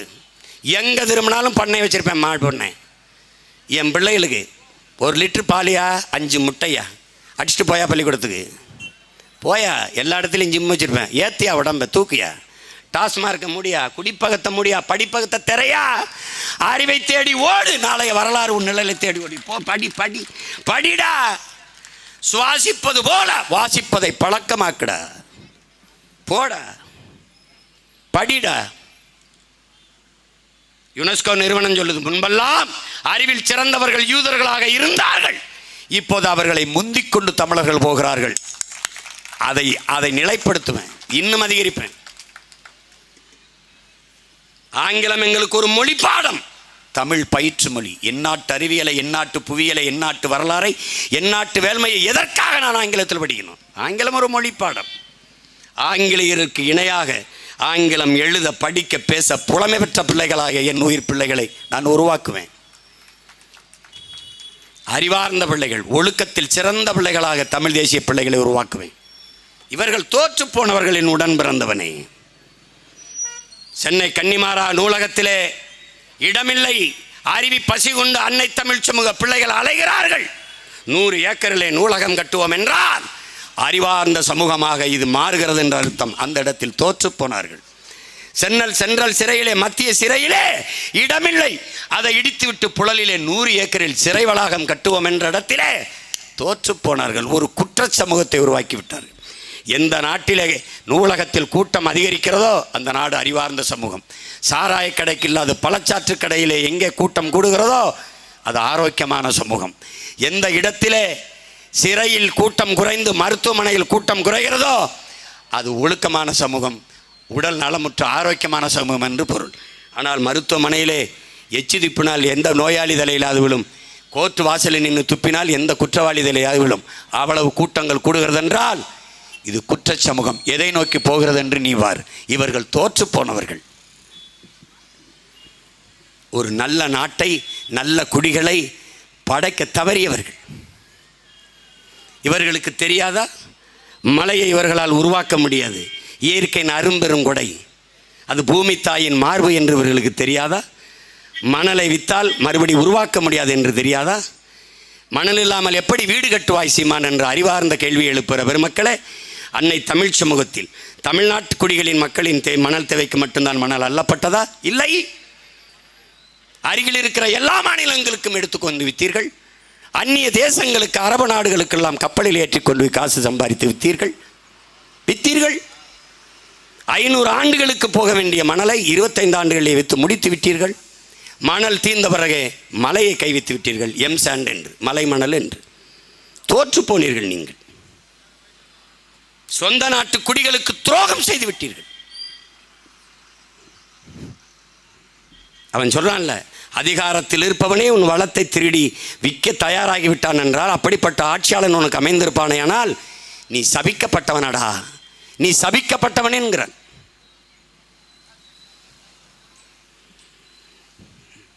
டாஸ்மார்க் அரசு விற்கிதே அருமை உடன் பிறந்தவனே, தம்பி தங்கைகளே. இந்த ஆத்து மணலை அரசு 3 அடி அல்லணும்னு சட்டம் போட்டுச்சு. அந்த 3 அடிக்கு அள்ளி ஒரு இடத்தில் வைத்து நாட்டு குடிகளுக்கு மணல் தேவைக்கு அதை வித்திருந்தால் எவ்வளவு நியாயமாக இருக்கும். நீ தனியார் கொடுத்தவனை இரும்பு கை கொண்டு பொக்களின் நின்றத்தை வச்சு 30 அடிக்கு அள்ளிட்டானே. ஏரியை விட்டு குளத்தை வெட்டினவன் ஆற்றுக்குள்ளே குளத்தையும் ஏரியை வெட்டிட்டு போயிட்டானே. சொல்லு, ஆற்றுக்குள்ளே மரம் முளைத்து நீ பார்த்துருக்கிறாயா? இரு கரையிலும் நாணல் புல்லுதான் முளைக்கும். ஆனால் இன்றைக்கு ஆற்றுக்கு நடுவாலை மரங்கள் முளைத்தது காரணம் மணலை அள்ளிவிட்டு மண் வந்து விட்டது, முளைத்திட்டது. எந்த இடத்தில் இவர்கள் உனக்கு உரிமையை வைத்திருக்கிறார்கள்? சொல்லு, என்ன உரிமை வைத்திருக்கிறார்கள்? இவர்கள் தோற்று போனவர்கள், இவர்கள் இறந்து போனவர்கள். சும்மா ஆக்சிஜனை வச்சு உயிரோடு இருக்கிற மாதிரி வச்சு பில்லை போட்டுக்கிட்டு இருக்காங்க நம்மகிட்ட. அவங்க செத்து போயிட்டாங்க பல ஆண்டுக்கு முன்னாடி. சும்மா அதிகாரத்தில் இருக்கனால நாங்கள்லாம் நல்லாட்சி கொடுத்துக்கிட்டு இருக்கோம், நல்லாட்சி. ஒரே ஒரு கேள்வி தாங்க, எங்கள் தாத்தன் ஒருத்தர் இருந்தான், அவன் படிக்கல. சுந்தரம்னு ஒரு இயக்குனர், அவர்கிட்ட போய் ஐயா சொல்லுண்ணே, நம்ம ஆட்சியில் இருந்த சாதனைகள் எல்லாம் ஒரு படமாக எடுத்து இந்த தேட்டரெல்லாம் நியூஸ்கள் மாதிரி ஓட்டலாம் ஐயா அப்படின்னு. சரி, என்ன செஞ்சுருக்கா சாதனை? ஐயா நம்ம பள்ளிக்கூடம் கட்டியிருக்கோம்யா, ஊருக்கு பள்ளிக்கூடம் கட்டியிருக்கோம்யா. சரி, அப்புறம் ரோடு போட்டிருக்கோம்யா, அப்புறம் நிறைய அணைகளை கட்டியிருக்கோம்யா, அப்புறம் கேட்டுக்கிட்டே வராரு. அவர் கேட்குறாரு, சரி பள்ளிக்கூடம் கட்டியிருக்கான், பிள்ளைகள்லாம் போய் படிக்குது இல்லை? ஆமாம் படிக்குது. அப்புறம் ரோடு போட்டிருக்கோம், சனமெல்லாம் நடக்குதுல்ல? ஆமாம் நடக்குது. அணை கட்டியிருக்கான், விவசாயம்லாம் பயன்படுத்துகிறாங்கல்ல? பயன்படுத்துகிறாங்கல்ல? அதான் தெரியுது. அப்புறம் எதுக்கு படம் போட்டு காட்டுற?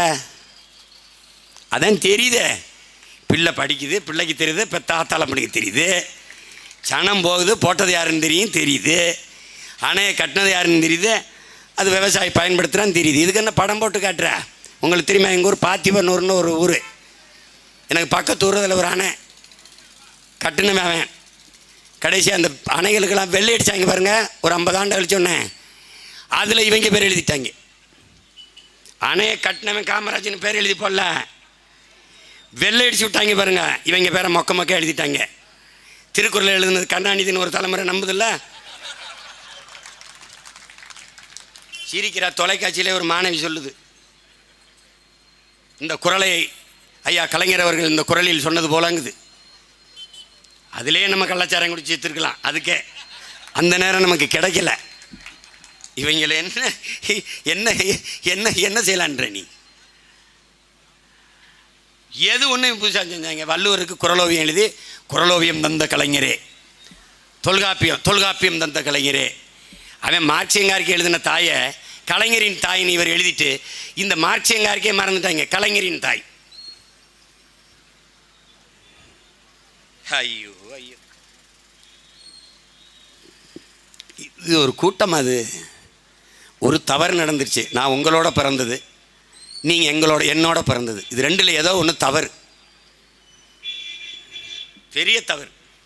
விட்டுட்டு போகவும் முடியல. சரி என்ன பண்ணுறது, கூட பிறந்துட்டு தூரத்துக்கு போராடிட்டா சாபம்னு போராடிட்டு கிடக்கிறேன். போட்டால் போடு, போடலைன்னா போ. நீ உதயசூரியனுக்கு போடு, அவன் வீட்டில் விடியும், உன் வீடு இருட்டாத்தான் கிடக்கு. 60 ஆண்டுகளை ஆட்சி செஞ்சு நம்ம ஆத்தாவை 1000 ரூபாய்க்கு கையேந்தி வச்சது சாதனைன்னு பேசுகிறான். தோற்று போனார்கள்டா இவர்கள், தோற்று போனார்கள். 1000 ரூபாய் என்றால் ஒரு மாதத்துக்கு 1000 என்றால் ஒரு நாளைக்கு 30 ரூபாய். 30 ரூபாய் சம்பாதிக்க வக்கில்லாத நிலையில் நான் ஆத்தாவை வச்சவன் வேண்டா. எவன் ஒரு இட்லி 50 ரூபாடா, 30 ரூபாய்க்கு வச்சு இதே ஆடாதுங்கிறது முட்டாப்பயலு.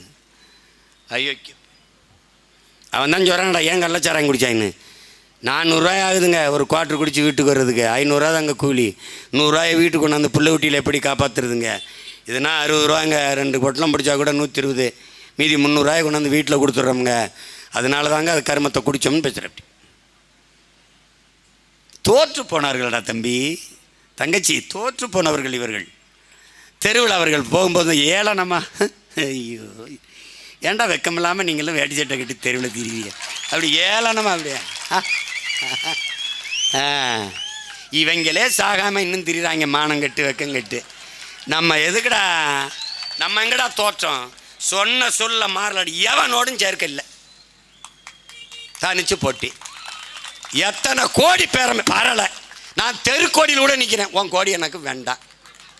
ஓட்டு போட்டா போடு, போகலைன்னா போ. சாதி பார்த்துக்க, எனக்கு போடாத. சாதி பார்த்து போடாத. சாதி பார்க்காம என் தங்கச்சி தமிழச்சின்னா போடு. அவளை சாதி பார்த்து நீ படையாச்சி வன்னியர்னு போட்டால் போட்டாத. ஓட்டு எனக்கு என் தங்கச்சிங்க தீட்டு போட்டுறாத. நீ மீதி 2 பேரும் படையாச்சதுன்னா அவனுக்கே போட்டுரு, எங்களை விட்டுரு. அந்த வாடையே வேணாம்னு தான் நாங்கள் வேறு வேலை செஞ்சுக்கிட்டு இருக்கோம். நீ படையாச்சி கூட்டம் போட்டு பறையர் போவியா, பறையர் கூட்டம் போட்டு படையாச்சி போவியா? ஆனால் உன் மகன் போட்டு படையாச்சியும் பறையாச்சியும் பக்கத்தில் பக்கத்து உட்காந்துருக்கான். இதாண்டா புரட்சி. தமிழனில் ஒருத்தனை நீ பொதுத்தலைவனாக விட்டுருக்கியா? 1/2 நூற்றாண்டுகளில் எங்கள் ஐயா வந்தா என்ன சாதி கட்ட, எங்கள் அண்ணன் திருமா வந்தா என்ன சாதி கட்ட, கார்த்திக் வந்தா என்ன சாதின்னு கட்ட, கொங்கு ஈஸ்வரன் வந்தா என்ன சாதின்னு கட்ட, எங்கள் அப்பா ஓபிஎஸ் வந்தா என்ன, எவன் வந்தாலும் தமிழன், எவன் வந்தாலும் சாதி கட்ட. தமிழன் இல்லாத எவன் வந்தாலும் அப்படியே தலைமையேற்ற. இது உன் நோய். இந்த என்ன சாதி என்னன்னு கேட்ட நீ ஏன் கருணாநிதிட்ட கேட்கல? ஏன் எம்ஜிஆர் ஜெயலலிதாட்ட கேட்கல? கேட்டிருந்தேன்னா அந்த இவ்வளவு பின்னடைஞ்சிருக்குமா? சொல்லு. அவன் எவ்வளவு நுட்பமாக திராவிட அரசியல் செய்வான்னு உனக்கு தெரியுமா? எங்கள் ஐயா அன்புமணி விவசாயத்தை பற்றி ஸ்டாலினுக்கு என்ன தெரியும்னு ஒரு கேள்வியை கேட்குறாருங்க. நீங்கள்லாம் நினைவில் இருக்குதோ இல்லையோ, நான் நினைவுபடுத்துகிறேன். கேள்வியே கேட்குறாரு. யாருக்கு கேள்வி? கேள்வி யாரு கேட்டாருன்னு சொல்லு. ஸ்டாலினுக்கு. பதில் யார் சொல்லியிருப்பான்னு நினைக்கிறேன்? எம்ஆர்கே பன்னீர்செல்வம். டேய், கேள்வி உனக்கு தெரிஞ்சால் சொல்லணும், இல்லை தெரியலேன்னு சொல்லணும். அது ஏன் அவரை சொல்ல விடுற? ஏன்னா சொந்த ரத்தங்களுக்குள்ள மோதிக்க. நான் திராவிடன் சேஃபாக இருந்துக்கிறேன். எப்படி? நான் ஒரு கேள்வி கேட்குறேங்க. எங்கள் தாத்தா ரெட்டமலை சீனிவாசன் அயோத்தியாசர பண்டிதை பற்றி ஸ்டாலின் ஒரு 10 நிமிஷம் பேசுங்கன்னு கேட்குறேன் கோயம்புத்தூரில். இவங்க எங்கள் ஆராசா நல்லா பேசுவார் தெரியுமில்ல. டேய், அவர் பேசுவார்னு எனக்கும் தெரியும்டா. அவருக்கு தெரியும்னு எனக்கு தெரியும். உனக்கு தெரியுமா? அது பேசுப்பா, பேசு. பார்த்து படிக்கையிலே 10 பிள்ளைய விடுற நீங்கள், எங்கள் அப்பா தான் எல்லாரையும் படிக்க வச்சாருன்னா, உங்கள் அப்பா எங்களை படிக்க வச்சுட்டு உங்களையும் படிக்க வைக்கல சாமி. உங்களையும் படிக்க வைக்கல. ஏன் இதை சொல்கிறேன்? தோற்று போனவர்கள் அவர்கள், தோற்று போனவர்கள். பாலியல் பலாத்துக்காரன் சொல்ல தெரியல, பாலியல் பலகாரம் பேசிட்டு இருக்கிற உங்களை வச்சு நாங்கள் என்ன அரசியல் மாறுதலை கொண்டு வரோம்? மாறுதல். சிங்காதி சிங்கம்னா அப்படி நின்று பேசணும். நான் இதை பண்ணியிருக்கேன். நான் வந்தேன், என் ஆட்சியில் இத்தனை ஆயிரம் பள்ளிக்கூடங்கள் சிதிலடைஞ்சு அரசு பள்ளியின் தரம் குன்றி இருந்தது. 2500 பள்ளிக்கூடத்தை மூடுறாரு, 2500 டாஸ்மார்க்கை திறக்கிறாரு. அறிவை வளர்க்கும் அறிவு கருவறை மூடப்படுகிறது, சாராய கடைகள் திறக்கப்படுகிறது. ஆட்சியின் சாதனை திராவிட மாடல். நான் தரம் உயர்த்தினேன். 5 பிள்ளைகள் 6 பிள்ளைகள் படித்து கொண்டிருந்தார்கள் அரசு பள்ளியில். மூடுற நிலையில் இருந்தது. தரம் உயர்த்தி 100-200 பிள்ளைகள் இன்றைக்கு அரசு பள்ளியிலே படிக்கிறார்கள்.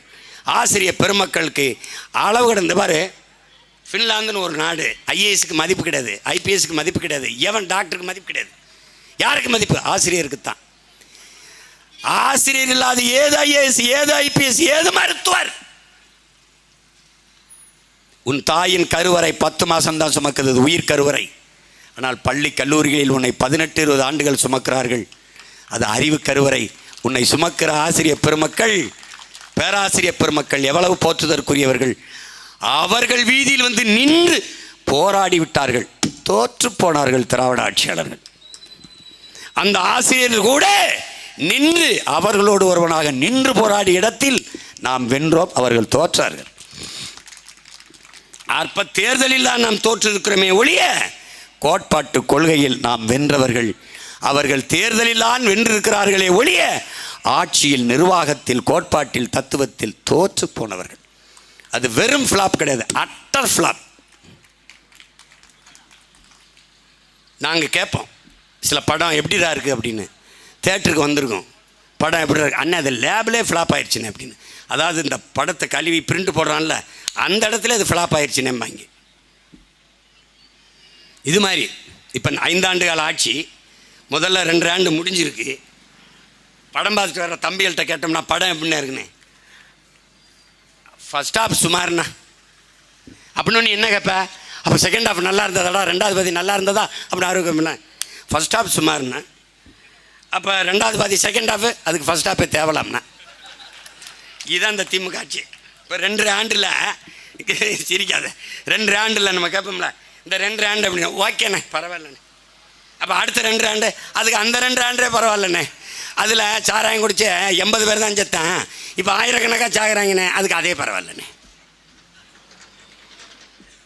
இதில் எதிர்காலம் வேற. எப்படி? இன் ஃபியூச்சர், எங்களின் எதிர்காலமே உனக்கு எதிர்காலம், எங்களின் இருண்ட காலமே, எங்களின் நாச காலமே, மோச காலமே. அட பாவிகளா, என்னை தியாது பண்ணி நியாயமாரே ஏதாவது பண்ணி விடுங்க நியாயமாரே.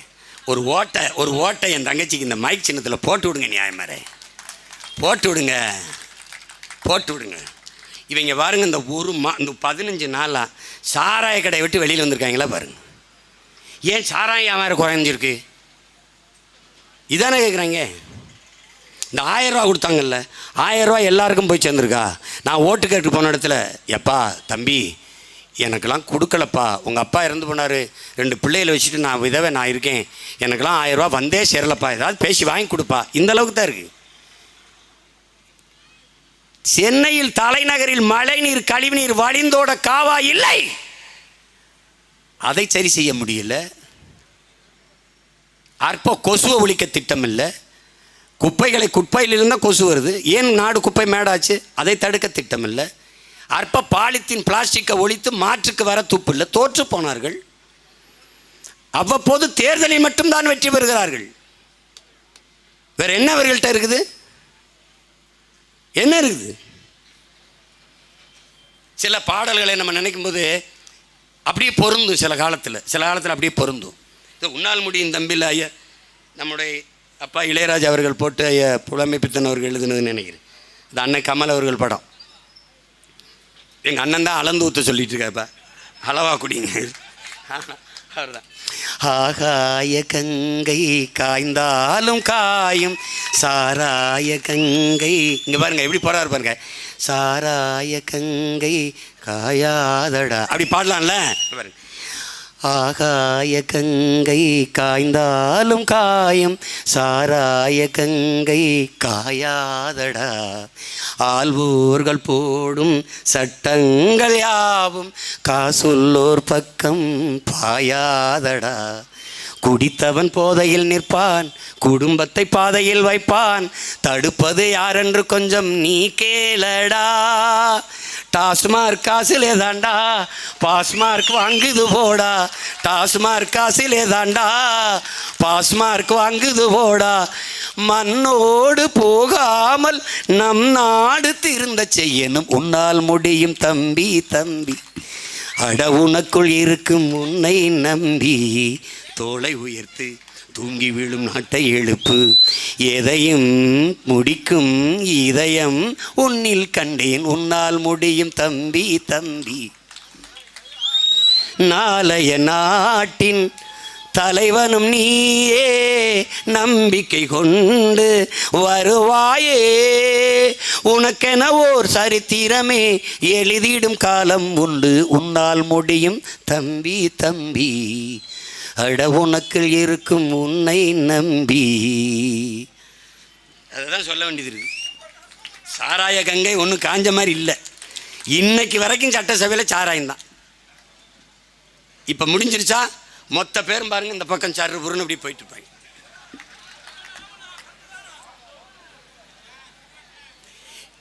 என்னால் முடிஞ்சது இந்த விக்கிரவாண்டி தொகுதி மக்களுக்கு, அவங்க 15,000 நினச்சிருக்காங்க, நான் 20,000 கொடுக்க வச்சுட்டு தான் போவேன்.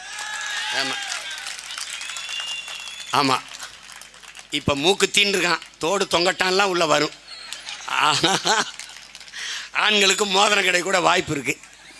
ஆமாம், எல்லாத்தையும் வாங்கிக்க, மானத்தோட மைக்கில் போட்டு.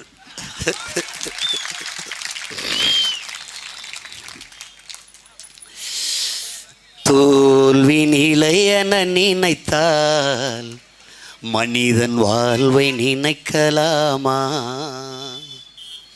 வாழ்வை சுமையென நினைத்து தாயின் கனவை மிதிக்கலாமா? தோல்வி நிலையென நினைத்தால் மனிதன் வாழ்வை நினைக்கலாமா? வாழ்வை சுமையென நினைத்து தாயின் கனவை மிதிக்கலாமா? உடமையை இழந்தோம், உரிமையை இழந்தோம், உணர்வை இழக்கலாமா? உணர்வை கொடுத்து உயிராய் வளர்த்த கனவை மறக்கலாமா? விடியலுக்கில்லை நேரம், விடியலுக்கில்லை தூரம், விடியும் மனதில் இன்னும் ஏன் பாரம்?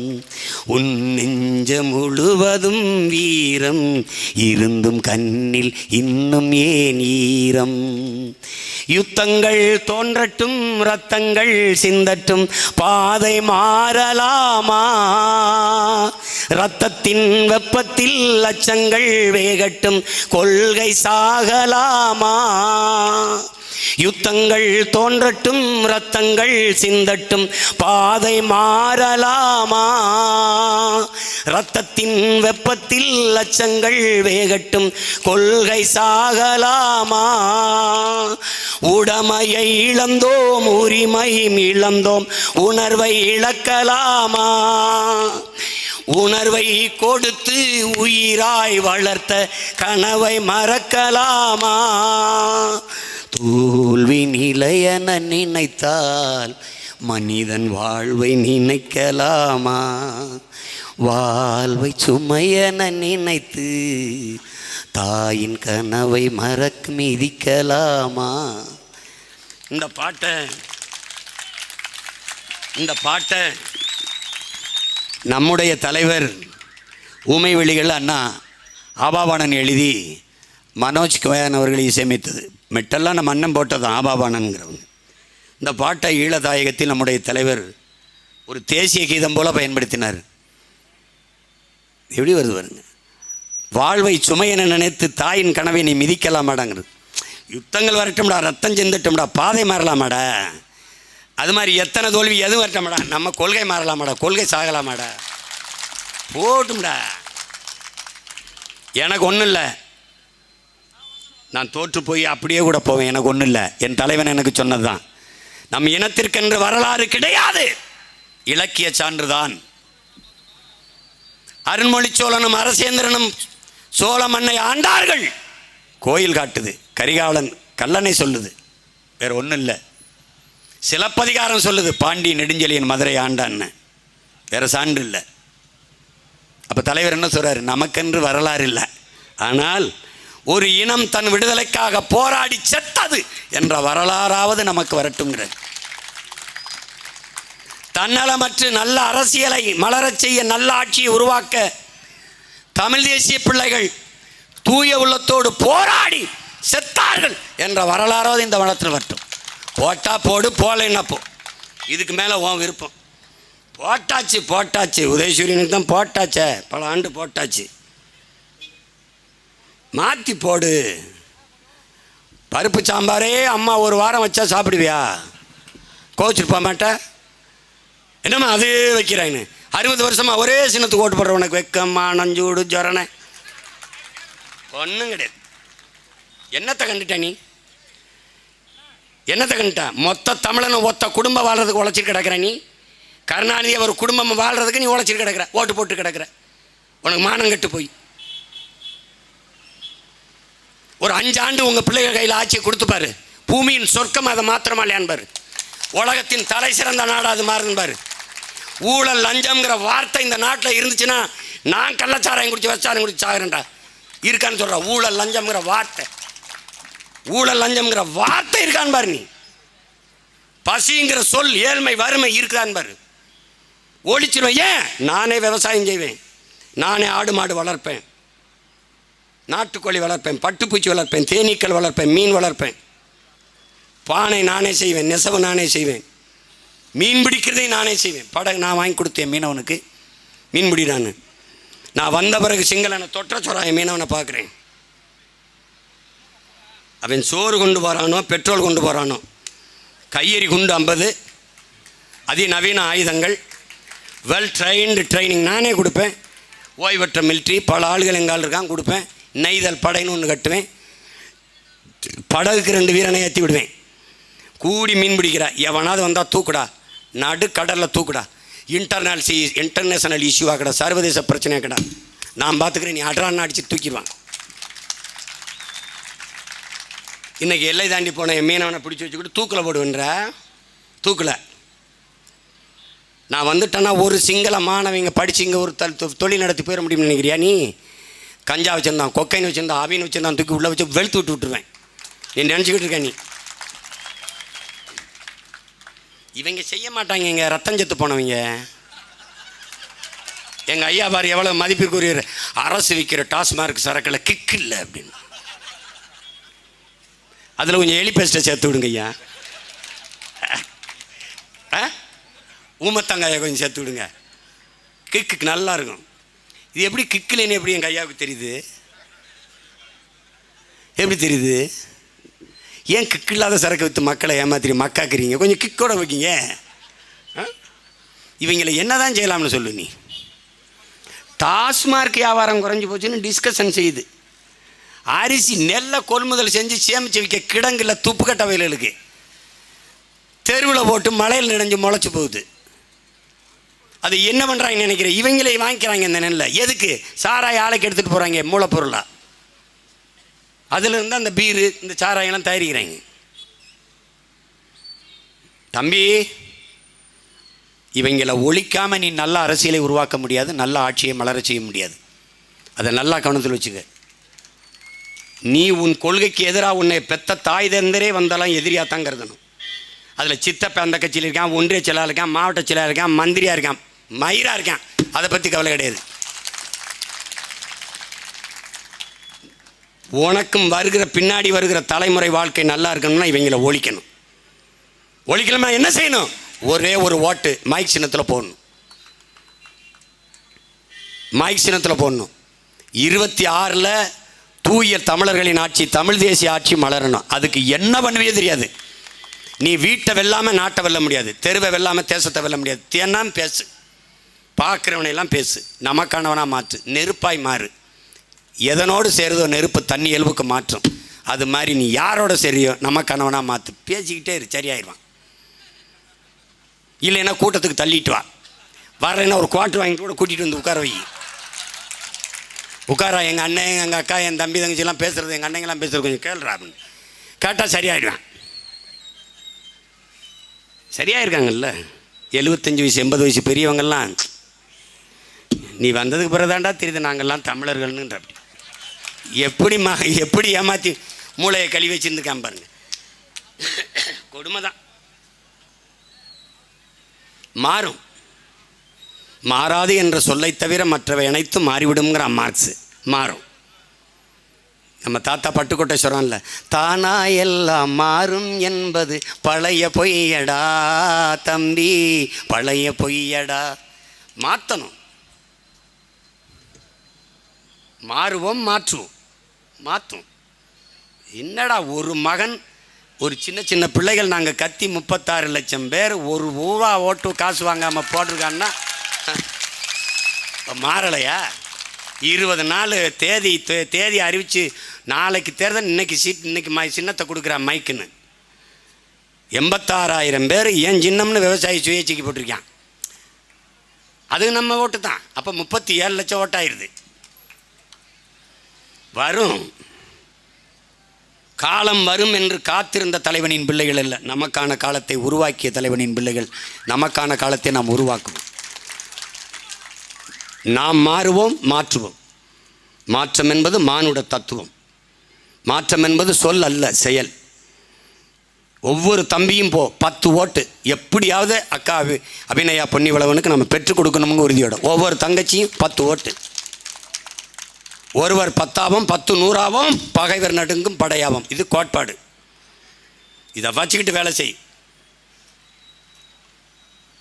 26லையும் இதே தொகுதியில் என் தங்கச்சி அபிநயா தான் நிறுத்துவேன். எப்படி நான் வெள்ள வச்சு தான் தீருவேன். எத்தனை கூட்டணி சீட்டணி நோட்டணி கொண்டு வா, நான் வென்று தான் தீருவேன். இப்போ பாரு என்ன ஆட்டம், இந்த 2 ஆண்டு ஆடுறோம்னு பாரு, ஆடி வருவம் பாரு. ஐயனார் கற்பனைசாமி ஆட்டத்தை விட பெருசாக ஆடுவோம், பார்த்துரு. உங்கள் பிள்ளைகளை வெல்ல வைத்து எதிர்கால தலைமுறைக்கு நல்ல வாழ்க்கையை அளிக்கிறதுக்கு பாடுபடுங்க. ஒன்றும் செய்வேனா, ஒரே ஒரு ஓட்டு மைக் சின்னத்தில் போட்டு நாட்டை மக்களையும் காப்பாற்றுற வேலையை பாருங்கள். நல்ல அரசியல் மலர, நல்ல ஆட்சி மலர, என் அன்பு தங்கை அபிநயா பொன்னிவளவனுக்கு இந்த மைக் சின்னத்திலே வாக்கு செலுத்தி வெற்றி பெற செய்யுங்கள். என் உயிரினும் இனி என் உறவுகளே, எனதன்பு தம்பி தங்கைகளே, புரட்சி எப்போதும் வெல்லும், நம் வெற்றி அதை சொல்லும். நம் இலக்கு ஒன்றுதான், இனத்தின் விடுதலை. தமிழ்தாய் வாழ்க, தலைவர் பிரபாகரன் வாழ்க, நாம் தமிழர். தங்கச்சி நாளை